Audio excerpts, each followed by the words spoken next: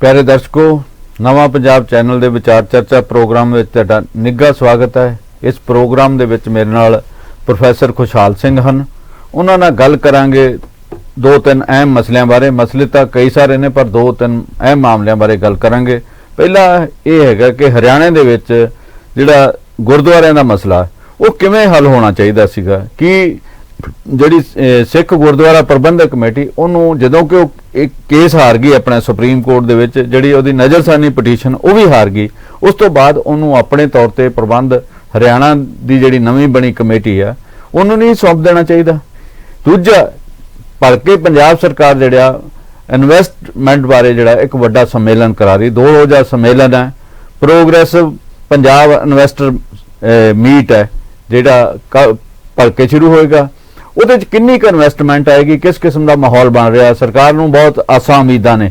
ਤੇ ਸਭ ਤੋਂ ਪਹਿਲਾਂ ਅਸੀਂ ਪ੍ਰੈਸ ਸਾਹਿਬ ਕੋਲੋਂ ਜਾਣਾਂਗੇ ਕਿ ਪ੍ਰੈਸ ਸਾਹਿਬ ਜਿਹੜਾ ਹਰਿਆਣੇ ਦੇ ਗੁਰਦੁਆਰਿਆਂ ਦੇ ਉੱਪਰ ਕਬਜ਼ੇ ਨੂੰ ਲੈ ਕੇ ਪਿਛਲੇ 3-4 ਦਿਨਾਂ ਤੋਂ ਰੱਪੜ ਚੱਲ ਰਿਹਾ ਤੇ ਬਹੁਤੇ ਗੁਰਦੁਆਰਿਆਂ ਦਾ ਜਿਹੜਾ ਪ੍ਰਬੰਧ ਆ, ਹਰਿਆਣਾ ਦੀ ਨਵੀਂ ਜਿਹੜੀ ਕਮੇਟੀ ਹੈ, ਹਰਿਆਣਾ ਸਿੱਖ ਗੁਰਦੁਆਰਾ ਪ੍ਰਬੰਧਕ ਕਮੇਟੀ, ਉਹਨੇ ਪੁਲਿਸ ਦੀ ਮਦਦ ਨਾਲ ਉਹ ਕਬਜ਼ੇ ਲੈ ਰਹੇ। ਤੁਸੀਂ ਇਹਦੇ ਬਾਰੇ ਕੀ ਕਹਿਣਾ ਚਾਹੁੰਦੇ? ਇਹ ਮਾਹੌਲ ਨੂੰ ਰੋਕਿਆ ਨਹੀਂ ਜਾਣਾ ਚਾਹੀਦਾ ਵੀ ਦੋਨੇ ਪੰਜਾਬ ਤੇ ਹਰਿਆਣੇ ਦੇ ਵਿੱਚ ਇਹੋ ਜਿਹਾ ਟਕਰਾਅ ਨਾ ਪੈਦਾ ਹੋਵੇ ਜਿਹੜਾ ਕਿ ਅਨਫੋਰਚੂਨੇਟਲੀ ਹੋਇਆ। ਜੰਮੂ ਸਾਹਿਬ ਜੀ, ਜਿਹੜਾ ਇਹ ਮਸਲਾ ਗੁਰਦੁਆਰਿਆਂ ਦਾ, ਹਰਿਆਣੇ ਦੇ ਗੁਰਦੁਆਰਿਆਂ ਦਾ ਆ, ਇਹ ਮਸਲੇ ਬਾਰੇ ਸਾਨੂੰ ਸੋਚਣਾ ਕਿ ਸਾਡੀ ਜਿਹੜੀ ਮਰਿਆਦਾ, ਜਿਹੜੀ ਸਾਡੀ ਵਿਰਾਸਤ ਹੈ, ਉਹਦੇ ਵਿੱਚ ਗੁਰਦੁਆਰਾ ਬਹੁਤ ਪਵਿੱਤਰ ਸੰਸਥਾ ਆ। ਇਹਦੇ ਵਿੱਚ ਸ਼ਬਦ ਜਿਹੜਾ ਸੇਵਾ ਸੰਭਾਲ ਆਉਂਦਾ ਹੈ, ਸੇਵਾ ਜੋ ਸੇਵਾ ਸੰਭਾਲ, ਪਰੰਤੂ ਇਹ ਜਦੋਂ ਦਾ ਗੁਰਦੁਆਰਾ ਐਕਟ ਬਣਿਆ ਆ, ਇਹਦੇ ਤੋਂ ਸੇਵਾ ਜਿਹੜੀ ਹੈਗੀ ਆ ਉਹ ਦਿਸਦੀ ਨਹੀਂ। ਜ਼ਿਆਦਾ ਜਿਹੜਾ ਆ ਉਹ ਪ੍ਰਬੰਧ ਹੈ ਉਹ ਗੋਲਕਾਂ ਦਾ ਦਿਸਦਾ ਆ, ਗੋਲਕ ਪ੍ਰਧਾਨ ਹੈਗੀ ਆ।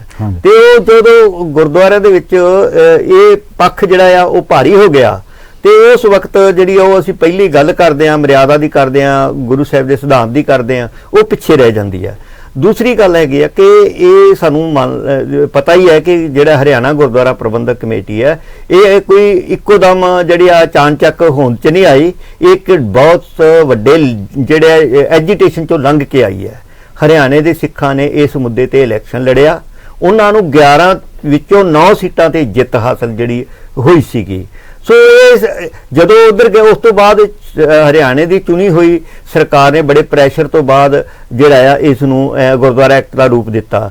ਉਹਦੇ ਅਗੇਂਸਟ ਸ਼੍ਰੋਮਣੀ ਗੁਰਦੁਆਰਾ ਪ੍ਰਬੰਧਕ ਕਮੇਟੀ ਦਾ ਮੈਂਬਰ ਹੈ ਉਹ ਸੁਪਰੀਮ ਕੋਰਟ 'ਚ ਗਿਆ ਸੀ। ਬਹੁਤ ਲੰਮਾ, ਕਈ ਦਹਾਕੇ ਕੇਸ ਚੱਲਿਆ ਏ ਤੇ ਉਸ ਤੋਂ ਬਾਅਦ ਜਿਹੜਾ ਫੈਸਲਾ ਇਹ ਹਰਿਆਣਾ ਕਮੇਟੀ ਦੇ ਹੱਕ 'ਚ ਹੋ ਗਿਆ। ਇਹ ਚਾਹੀਦਾ ਇਹ ਸੀਗਾ ਕਿ ਸ਼੍ਰੋਮਣੀ ਗੁਰਦੁਆਰਾ, ਕਈ ਦਹਾਕੇ ਨਹੀਂ, ਇੱਕ ਦਹਾਕਾ ਕੇਸ ਚੱਲਿਆ। ਹਾਂ, ਨਹੀਂ, ਦਹਾਕੇ ਤੋਂ ਮਤਲਬ ਜ਼ਿਆਦਾ ਹੋ ਗਿਆ ਸੀ ਸਮਾਂ। ਤੇ ਇਹ ਜਿਹੜਾ ਚਾਹੀਦਾ ਤਾਂ ਇਹ ਸੀਗਾ ਕਿ ਸ਼੍ਰੋਮਣੀ ਗੁਰਦੁਆਰਾ ਪ੍ਰਬੰਧਕ ਕਮੇਟੀ ਆਪ ਵੀ ਜਿਹੜੀ ਹੈ, ਜਥੇਦਾਰ ਸਾਹਿਬ ਦਾ ਬਿਆਨ ਆਇਆ, ਧਾਮੀ ਸਾਹਿਬ ਦਾ ਬਿਆਨ ਆਇਆ, ਸੁਖਬੀਰ ਸਿੰਘ ਬਾਦਲ ਦਾ ਬਿਆਨ ਆਇਆ, ਉਹਨਾਂ ਨੇ ਪ੍ਰਤੀਕਰਮ ਦਿੰਦੇ ਕਿਹਾ ਕਿ ਇਹ ਕਾਲਾ ਦਿਨ ਹੈ।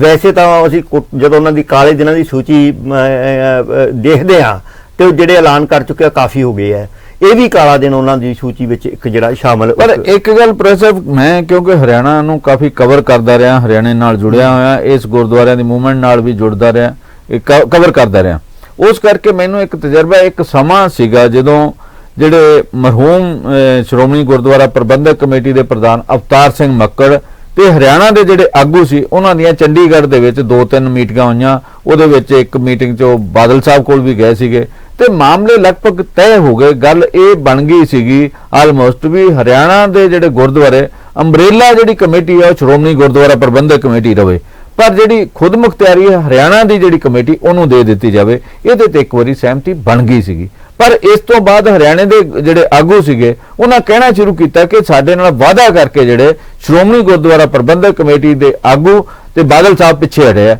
ਇਸ ਕਰਕੇ ਸਾਨੂੰ ਜਿਹੜਾ ਇਹ ਕਦਮ ਚੁੱਕਣਾ ਪਿਆ। ਤੁਸੀਂ ਇਹਨੂੰ ਸਾਰੇ ਨੂੰ ਕਿਵੇਂ ਦੇਖਦੇ ਹੋ? ਜੇ ਸ਼੍ਰੋਮਣੀ ਗੁਰਦੁਆਰਾ ਪ੍ਰਬੰਧਕ ਕਮੇਟੀ ਦੀ ਲੀਡਰਸ਼ਿਪ ਇਸ ਮਾਮਲੇ ਨੂੰ ਲਾਰਜ ਪਰਸਪੈਕਟਿਵ ਵਿੱਚ ਦੇਖਦੀ ਤਾਂ ਇਹ ਗੱਲ ਹੱਲ ਹੋ ਸਕਦੀ ਸੀ ਕਿ ਸਟੇਜ ਤੇ ਜਿਹੜਾ ਏਰੀਆ ਸ਼੍ਰੋਮਣੀ ਗੁਰਦੁਆਰਾ ਪ੍ਰਬੰਧਕ ਕਮੇਟੀ ਦਾ ਘਟਿਆ, ਸੁੰਗੜ ਗਈ ਹੈ ਕਮੇਟੀ, ਉਹ ਮੇਰਾ ਖਿਆਲ ਬਰਕਰਾਰ ਰਹਿ ਜਾਣਾ ਸੀਗਾ। ਇਸ ਤਰ੍ਹਾਂ ਹੈ ਜੇ ਪਿਛੋਕੜ ਤੇ ਜਾਕੀਏ ਕਿ ਜਿਹੜਾ ਆ 1948 ਤੋਂ ਬਾਅਦ ਜਿਹੜਾ ਪੰਜਾਬ ਦੇ ਹਾਲਾਤ ਬਣੇ ਤੇ ਪੈਪਸੂ ਦੇ ਵਿੱਚ ਇਹ ਜਿਹੜੇ ਗੁਰਦੁਆਰੇ ਹਰਿਆਣਾ ਦੇ ਕਮੇਟੀ ਦੇ ਕੋਲ ਅੱਜ ਦੀ ਘੜੀ 'ਚ ਨੇ, ਇਹ ਗੁਰਦੁਆਰੇ ਜਿਹੜੇ ਵੱਡੇ ਗੁਰਦੁਆਰੇ ਆ ਧਰਮ ਅਰਥ ਬੋਰਡ ਜਿਹੜਾ ਪੈਪਸੂ ਦਾ ਸੀ ਉਹਦੇ ਅੰਡਰ ਸੀ। ਜਦੋਂ ਪੰਜਾਬ 'ਚ ਪੈਪਸੂ ਨੂੰ ਸ਼ਾਮਲ ਕੀਤਾ ਗਿਆ ਤੇ ਉਸ ਵਕਤ ਹੀ ਇਹ ਗੁਰਦੁਆਰੇ ਆ ਜਿਹੜੇ ਹਰਿਆਣਾ ਕਮੇਟੀ ਦੇ ਸ਼੍ਰੋਮਣੀ ਗੁਰਦੁਆਰਾ ਪ੍ਰਬੰਧਕ ਕਮੇਟੀ ਦੇ ਕੋਲ ਹਰਿਆਣਾ ਦੇ ਗੁਰਦੁਆਰੇ ਜਿਹੜੇ ਪ੍ਰਬੰਧ 'ਚ ਆਉਂਦੇ ਆ ਤੇ ਉਸ ਵਕਤ ਤੋਂ ਲੈ ਕੇ ਕਿਉਂਕਿ 1966 ਦੇ ਵਿੱਚ ਪੰਜਾਬ ਬਣਦਾ, ਹਰਿਆਣਾ ਬਣਦਾ ਆ ਤੇ ਉਦੋਂ ਤੱਕ ਸਿੱਖਾਂ ਨੇ ਕਈ ਦਹਾਕੇ ਦੀ ਮੰਗ ਵੀ ਨਹੀਂ ਕੀਤੀ, ਕਿਤੋਂ ਗੱਲ ਨਹੀਂ ਸੀ ਆਈ ਕਿਉਂਕਿ ਉਸ ਵਕਤ ਇਹ ਜਿਹੜਾ ਪੰਜਾਬੀ ਸੂਬੇ ਦਾ ਮੋਰਚਾ ਚੱਲਿਆ ਸ਼੍ਰੋਮਣੀ ਗੁਰਦੁਆਰਾ ਪ੍ਰਬੰਧਕ ਕਮੇਟੀ ਦਾ। ਜੇ ਅਸੀਂ ਇਤਿਹਾਸ ਹੀ ਪੜ੍ਹੀਏ ਤੇ ਕਰਤਾਰ ਸਿੰਘ ਝੱਬਰ ਅਕਾਲੀ ਦਲ ਤੇ ਸ਼੍ਰੋਮਣੀ ਕਮੇਟੀ ਦੇ ਵਿੱਚ ਬਹੁਤ ਵੱਡੀ ਇੱਕ ਫਿਗਰ ਸੀਗੇ ਤੇ ਉਹ ਸਾਰਾ ਭਾਈਚਾਰਾ ਜਿਹੜਾ ਉਹ ਹਰਿਆਣੇ 'ਚ ਬੈਠਾ ਹੋਇਆ ਕਰਤਾਰ ਸਿੰਘ ਝੱਬਰ ਦਾ, ਉਹਦਾ ਜਿਹੜਾ ਸਾਰਾ ਆ ਤੇ ਹਰਿਆਣੇ ਦੇ ਜਿਹੜੇ ਸਿੱਖ ਨੇ ਉਹ ਬਹੁਤੇ ਸਿੱਖ ਪਾਕਿਸਤਾਨ ਤੋਂ ਆਏ ਆ, ਉਹਨਾਂ ਦਾ ਸ਼੍ਰੋਮਣੀ ਗੁਰਦੁਆਰਾ ਪ੍ਰਬੰਧਕ ਕਮੇਟੀ ਨੂੰ ਬਣਾਉਣ ਦੇ ਵਿੱਚ ਅਕਾਲੀ ਦਲ ਦੇ ਵਿੱਚ ਦੇ ਸਰਗਰਮੀਆਂ 'ਚ ਬਹੁਤ ਵੱਡਾ ਰੋਲ ਰਿਹਾ ਆ। ਇਸ ਨੂੰ ਮਨਫੀ ਕਰਕੇ ਨਹੀਂ ਸੀ ਦੇਖਣਾ ਚਾਹੀਦਾ ਸ਼੍ਰੋਮਣੀ ਕਮੇਟੀ ਨੂੰ, ਜਿਸ ਦੀ ਗੱਲ ਅਸੀਂ ਕਰ ਰਹੇ ਹੈਗੇ ਆ। ਤੁਸੀਂ ਗੱਲ ਕੀਤੀ ਹੈ ਕਿ ਜਿਹੜਾ ਝਿੰਡਾ ਸਾਹਿਬ ਵਿੱਚ ਸਮਝੌਤਾ ਹੋਇਆ, ਅਸੀਂ ਜਦੋਂ ਦੇਖਦੇ ਜਦੋਂ ਸੀ ਨਲਵੀ ਸੀ, ਦਿਦਾਰ ਸਿੰਘ ਨਲਵੀ ਸੀਗੇ, ਕੁਝ ਹੋਰ ਆਗੂ ਵੀ ਸੀ, ਉਹਨਾਂ ਦੇ ਨਾਲ ਮੀਟਿੰਗਾਂ ਹੁੰਦੀਆਂ, ਬਿਲਕੁਲ ਉਹਨਾਂ ਤੇ ਪ੍ਰੈਸ਼ਰ ਪਿਆ ਸੀਗਾ ਇਸ ਗੱਲ ਦਾ ਤੇ ਕਾਫੀ ਹੱਦ ਤੱਕ ਗੱਲ ਸਿਰੇ ਲੱਗ ਜਾਣੀ ਸੀਗੀ। ਪਰੰਤੂ ਅਸੀਂ ਦੇਖਦੇ ਹਾਂ ਕਿ ਇੱਥੇ ਸਿਆਸਤ ਦੇ ਵਿੱਚ ਇਹਨਾਂ ਗੱਲਾਂ ਦਾ ਕੋਈ ਇੱਕ ਪੰਚਾਇਤੀ ਤੌਰ ਤੇ ਗੱਲਾਂ ਹੋਣੀਆਂ ਸੀਗੀਆਂ, ਇਹਦਾ ਕੋਈ ਅੱਗੇ ਜਾਣਾ ਭਵਿੱਖ ਨਹੀਂ ਹੈਗਾ ਕਿਉਂਕਿ ਪੋਲੀਟੀਕਲ ਬੰਦਿਆਂ ਦੀ ਜਾਂ ਉਸ ਜਮਾਤਾਂ ਦੀ ਭਰੋਸੇਯੋਗਤਾ ਹੈ ਨਹੀਂ। ਜੇ ਅਗਲੇ ਸ਼੍ਰੋਮਣੀ ਕਮੇਟੀ ਦਾ ਇਲੈਕਸ਼ਨ ਹਰ ਸਾਲ ਹੁੰਦਾ ਆ, ਅਗਲੇ ਸਾਲ ਪ੍ਰਧਾਨ ਦਾ ਉੱਥੋਂ ਦੀ ਪ੍ਰਬੰਧਕ ਕਮੇਟੀ ਬਦਲ ਜਾਂਦੀ ਹੈ ਤਾਂ ਪਿਛਲੇ ਕਿਸੇ ਦੇ ਕੋਈ ਜਿਹੜੀ ਲੀਗਲ ਵੈਲਿਊ ਨਹੀਂ ਰਹਿੰਦੀ ਤੇ ਇਸ ਕਰਕੇ ਸ਼੍ਰੋਮਣੀ ਗੁਰਦੁਆਰਾ ਪ੍ਰਬੰਧਕ ਕਮੇਟੀ ਆਪਣੇ ਸਾਰੇ ਜਿਹੜੀਆਂ ਸੰਸਥਾਵਾਂ ਨੂੰ ਕਲਾਵੇ 'ਚ ਨਹੀਂ ਰੱਖ ਸਕੀ। ਉਹਦੀ ਅਸਫਲਤਾ ਦੇ ਵਿੱਚੋਂ ਹੀ ਇਹ ਮੰਗ ਪੈਦਾ ਹੋਈ ਹੈ, ਇਹ ਹਾਲਾਤ ਪੈਦਾ ਹੋਏ ਕਿ ਹਰਿਆਣੇ ਦੇ ਸਿੱਖਾਂ ਨੂੰ ਵੱਖਰੀ ਗੁਰਦੁਆਰਾ ਪ੍ਰਬੰਧਕ ਕਮੇਟੀ ਦੀ ਮੰਗ ਕਰਨੀ ਪਈ। ਐਜੀਟੇਸ਼ਨ ਲੜੀ ਤੇ ਜਿੱਤ ਗਏ। ਹੁਣ ਇਹ ਆ ਕਿ ਸ਼੍ਰੋਮਣੀ ਕਮੇਟੀ ਕੇਸ ਹਾਰਨ ਤੋਂ ਬਾਅਦ ਬੜੀ ਪਾਰਦਰਸ਼ਤਾ ਦੇ ਨਾਲ ਇਹ ਫਰਜ਼ ਬਣਦਾ ਸੀਗਾ ਕਿਉਂਕਿ ਆਪ 100 ਸਾਲ ਦਾ ਸ਼੍ਰੋਮਣੀ ਕਮੇਟੀ ਦਾ ਇਤਿਹਾਸ ਹੈ। ਇਹ ਆਪ ਬਹੁਤੇ ਗੁਰਦੁਆਰੇ ਜਿਹੜੇ ਆ ਅਦਾਲਤਾਂ ਦੇ ਹੁਕਮਾਂ ਨਾਲ ਲੈਂਦੀ ਰਹੀ ਹੈ। ਜਿਹਦੀ ਅਸੀਂ ਨਾਢਾ ਸਾਹਿਬ ਦੀ ਗੱਲ ਕਰੀਏ, ਨਾਢਾ ਸਾਹਿਬ ਦੇ ਵਿੱਚ ਵੀ 1985-86 ਤੋਂ ਪਹਿਲਾਂ ਪ੍ਰਬੰਧ ਬੁੱਢਾ ਦਲ ਦੇ ਨਿਹੰਗਾਂ ਕੋਲੇ ਸੀਗਾ ਤੇ ਉਹਦੇ ਵੀ ਕੋਰਟ ਦੇ ਆਰਡਰ ਨਾਲ ਹੀ ਸ਼੍ਰੋਮਣੀ ਕਮੇਟੀ ਨੇ ਨਾਢਾ ਸਾਹਿਬ ਦਾ ਜਿਹੜਾ ਪ੍ਰਬੰਧ ਆਪਣੇ ਹੱਥਾਂ 'ਚ ਲਿਆ ਸੀਗਾ ਤੇ ਹੁਣ ਕਹਿਣਾ ਕਿ ਅਕਾਲ ਤਖਤ ਦੇ ਜੀ ਸਿੱਖਾਂ ਦੇ ਫੈਸਲੇ ਉਹ ਘਰਿਤ ਕਰਦਾ ਆ। ਜੇ ਅਕਾਲ ਤਖਤ ਦੀ ਗੱਲ ਸੀ ਤਾਂ ਜਿਹੜਾ ਬੁੱਢਾ ਦਲ ਉਹ ਵੀ ਸਿੱਖ ਪੰਥ ਦਾ ਹੀ ਇੱਕ ਹਿੱਸਾ ਸੀਗਾ।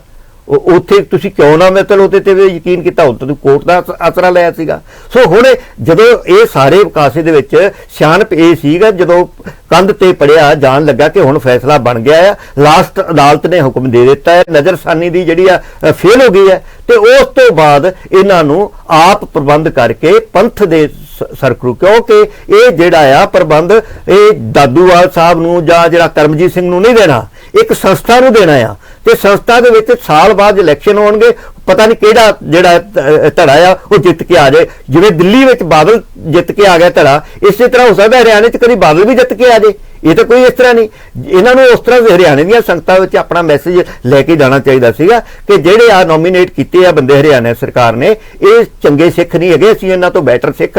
ਸੰਗਤਾਂ ਤੋਂ ਸਵਾਲ ਲੈ ਕੇ ਜਾਂਦੇ, ਸੰਗਤਾਂ ਇਹਦਾ ਫੈਸਲਾ ਕਰ ਦਿੰਦੀਆਂ ਤੇ ਇਹਦੇ ਵਿੱਚ ਸਾਰੀ ਹਰਿਆਣਾ ਗੁਰਦੁਆਰਾ ਪ੍ਰਬੰਧਕ ਕਮੇਟੀ ਦੀ ਜਿਹੜੀ ਪ੍ਰਾਪਰਟੀ ਹੈ ਉਹਦੀਆਂ ਲਿਸਟਾਂ ਬਣਾ ਕੇ ਜਿਵੇਂ ਇੱਕ ਸੰਵਿਧਾਨਿਕ ਸੰਸਥਾਵਾਂ ਚਾਰਜ ਦਿੰਦੀਆਂ ਨੇ ਇਸ ਤਰ੍ਹਾਂ ਚਾਰਜ ਦੇਣਾ ਚਾਹੀਦਾ ਸੀ। ਸੰਗਤਾਂ ਨੂੰ ਪਤਾ ਲੱਗਦਾ ਕਿ ਇੰਨੀ ਪ੍ਰਾਪਰਟੀ ਇਹ ਜਿਹੜੀ ਹੈ ਹਰਿਆਣਾ ਅੱਜ ਤੋਂ ਹਰਿਆਣਾ ਗੁਰਦੁਆਰਾ ਪ੍ਰਬੰਧਕ ਕਮੇਟੀ ਦੇ ਕੋਲ ਚਲੀ ਗਈ। ਇਹਦੀ ਕੋਈ ਗੱਲ ਹੋਏਗੀ ਤਾਂ ਇਹ ਜਵਾਬਦੇਹੀ ਹੈ।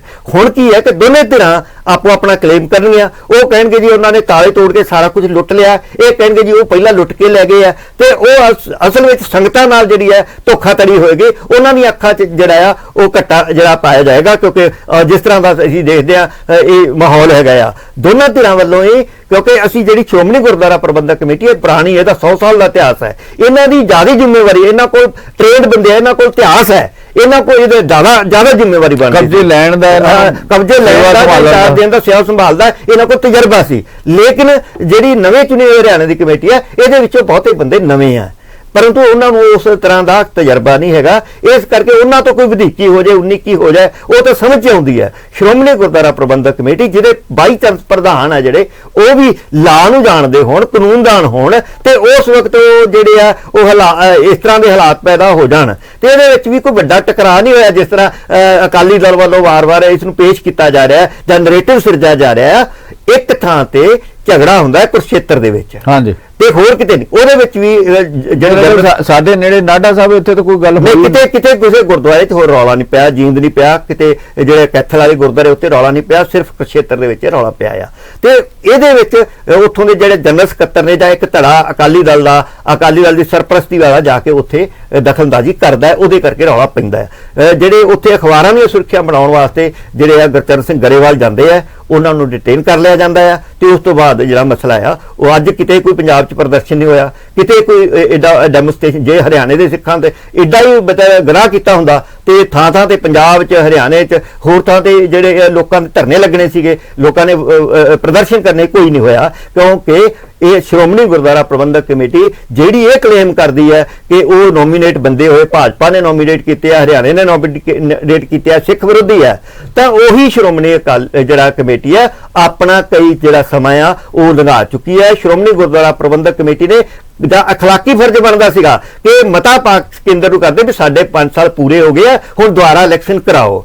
12-13 ਸਾਲ ਤੋਂ ਬਾਅਦ ਵੀ ਸ਼੍ਰੋਮਣੀ ਕਮੇਟੀ ਨੇ ਕਦੀ ਮਤਾ ਨਹੀਂ ਪਾਸ ਜਨਰਲ ਹਾਊਸ 'ਚ ਕਰਕੇ ਭੇਜਿਆ ਕਿ ਇਲੈਕਸ਼ਨ ਪੈਂਡਿੰਗ ਪਈ ਹੈ, ਇਹ ਇਲੈਕਸ਼ਨ ਨਵੇਂ ਕਰਾਈ ਜਾਏ। ਤੇ ਜਦੋਂ ਤੁਸੀਂ ਆਪ ਗੋਲਕਾਂ ਤੇ ਕਬਜ਼ਾ ਦੋ ਨੰਬਰ 'ਚ ਕਰ ਰਹੇ ਹੋ ਤੇ ਤੁਹਾਡੇ ਕੋਲ ਕੋਈ ਅਖਲਾਕੀ ਮੈਦਾਨ ਨਹੀਂ ਰਹਿੰਦਾ ਜਿੱਥੇ ਖੜ ਕੇ ਤੁਸੀਂ ਇਹ ਗੱਲ ਕਰ ਸਕੋ, ਗਰਾਊਂਡ ਦੇ ਉੱਤੇ ਗੱਲ ਕਰ ਸਕੋ ਕਿ ਤੁਸੀਂ ਜਿਹੜਾ ਐਥਿਕਸ ਤੇ ਚੱਲੋ। ਐਥਿਕਸ ਤੇ ਦੋਨਾਂ ਜਿਹੜੀ ਸ਼੍ਰੋਮਣੀ ਕਮੇਟੀ ਆਪ ਵੀ ਨਹੀਂ ਚੱਲ ਰਹੀ, ਇਸ ਕਰਕੇ ਹਰਿਆਣਾ ਗੁਰਦੁਆਰਾ ਪ੍ਰਬੰਧਕ ਕਮੇਟੀ ਦਾ ਜਿਹੜਾ ਇੰਨੇ ਦਿਨਾਂ ਤੋਂ 20 ਦਿਨਾਂ ਤੋਂ ਉੱਪਰ ਸਮਾਂ ਹੋ ਗਿਆ ਆ ਤੇ ਉਹਨਾਂ ਨੂੰ ਦਾ ਲੈਣਾ ਅਧਿਕਾਰ ਬਣਦਾ ਆ, ਕਿਉਂਕਿ ਜਦੋਂ ਵੱਡੀ ਅਦਾਲਤ ਨੇ ਉਹਨਾਂ ਦੇ ਹੱਕ 'ਚ ਫੈਸਲਾ ਕਰ ਦਿੱਤਾ ਆ ਤੇ ਉਹਨਾਂ ਲੈਣਾ ਸੀਗਾ। ਇਸ ਤੋਂ ਪਹਿਲਾਂ ਉਹਨਾਂ ਦੇ ਦੱਸਣ ਮੁਤਾਬਕ ਉਹਨਾਂ ਨੇ ਚਿੱਠੀ ਪੱਤਰ ਕੀਤਾ ਸੀਗਾ, ਪਰੰਤੂ ਇਹਨਾਂ ਨੇ ਉਹਦਾ ਕੋਈ ਨੋਟਿਸ ਨਹੀਂ ਲਿਆ ਤੇ ਹਾਲਾਤ ਇੱਥੇ ਤੱਕ ਪਹੁੰਚੇ ਆ। ਜਿਹੜੇ ਸਿੱਖ ਪੰਥ ਦੇ ਵਿੱਚ ਖਾਨਾ ਜੰਗੀ ਦੇ ਜਾਂ ਆਪਸੀ ਲੜਾਈ ਵੱਲ ਜਿਹੜਾ ਵਧਿਆ ਜਾ ਰਿਹਾ ਹੈ, ਇਹਦੇ ਵਿੱਚ ਸ਼੍ਰੋਮਣੀ ਗੁਰਦੁਆਰਾ ਪ੍ਰਬੰਧਕ ਕਮੇਟੀ ਔਰ ਸ਼੍ਰੋਮਣੀ ਅਕਾਲੀ ਦਲ ਜਿਹੜਾ ਵੱਡਾ ਜ਼ਿੰਮੇਵਾਰ ਅਸੀਂ ਮੰਨਦੇ ਆ, ਕਿਉਂਕਿ ਵੱਡੀ ਸੰਸਥਾ ਦੇ ਨਾਤੇ ਜਿਹੜੀ ਉਹਨਾਂ ਤੋਂ ਇੱਕ ਉਮੀਦ ਕੀਤੀ ਜਾਂਦੀ ਸੀ ਉਸ ਤਰ੍ਹਾਂ ਉਹਦੇ ਤੇ ਪੂਰਾ ਨਹੀਂ ਉਤਰੇ। ਸੰਵਿਧਾਨਿਕ ਸੰਸਥਾਵਾਂ ਦੇ ਵਿੱਚ